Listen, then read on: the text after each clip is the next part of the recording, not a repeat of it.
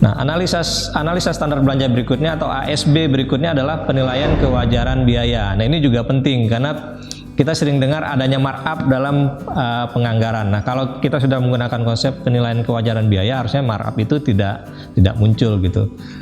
Nah, bagaimana cara melihatnya? Ya, pertama kaitan antara biaya yang dianggarkan dengan target pencapaian kinerja atau standar biaya. Ini penting. Kenapa? Target kita misalnya 10, dan 10 itu hanya membutuhkan 100 juta biaya, tapi kita menganggarkan 150, itu kan berarti kita menganggarkan melebihi dari kewajaran biaya. Kemudian kaitan antara standar biaya dengan harga yang berlaku. Nah, ini juga penting. Terkadang antara standar biaya dengan harga pasar yang berlaku itu tidak sesuai gitu. Nah, ini harus disesuaikan kembali. Terkadang harga terjadi perubahan harga di pasaran, sementara standar harga belum direvisi. Nah, itu harus dilakukan revisi terhadap standar biayanya.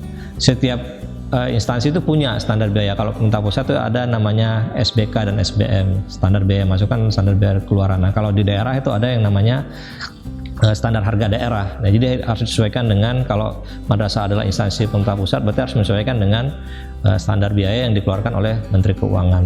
Nah, kemudian kaitan antara biaya yang dianggarkan, target pencapaian kinerja dengan sumber dana. Ini juga penting karena masing-masing sumber dana itu punya aturan tersendiri dalam menggunakan biayanya gitu. Contohnya dana BOS. Dana BOS itu kan ada 14 komponen biaya yang bisa digunakan. Di luar 14 komponen itu tidak bisa digunakan. Walaupun kita masih punya sisa dana BOS, itu tidak bisa digunakan di luar 14 komponen itu. Nah, sumber dana lain juga sama seperti itu.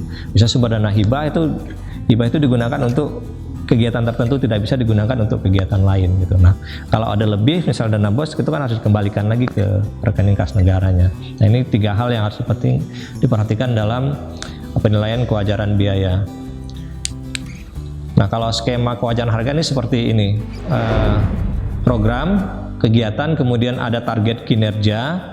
Nah, kegiatan itu di breakdown anggarannya berapa. Nah, anggaran itu disusun berdasarkan standar harga. Nah, kalau dia daerah berarti standar harga daerah, tapi kalau madrasah sebagai institusi pemerintah pusat itu menggunakan standar harga dari Menteri Keuangan.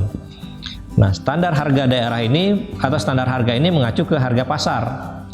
Dalam penyusunan standar harga itu mengacu ke kondisi ekonomi makro untuk tahun yang akan digunakan, kemudian pertumbuhan ekonomi dan tingkat inflasi. Nah, kalau dia pembelian langsung, biasanya standar harga itu sama dengan harga pasar. Nah, kecuali kalau kita menggunakan pihak ketiga, itu ada item lain yang harus diperhitungkan atau mungkin bisa disebut sebagai markup yang dibolehkan dalam penyusunan anggaran, yaitu PPN atau pajak pertambahan nilai, kemudian keuntungan yang wajar bagi rekanan. Nah, ini juga harus hati-hati. PPN kita harus perhatikan ketentuan tentang PPN-nya. Apakah kita bertransaksi dengan PKP, pengusaha kena pajak atau bukan? Itu kan nanti menentukan dia kena PPN atau tidak.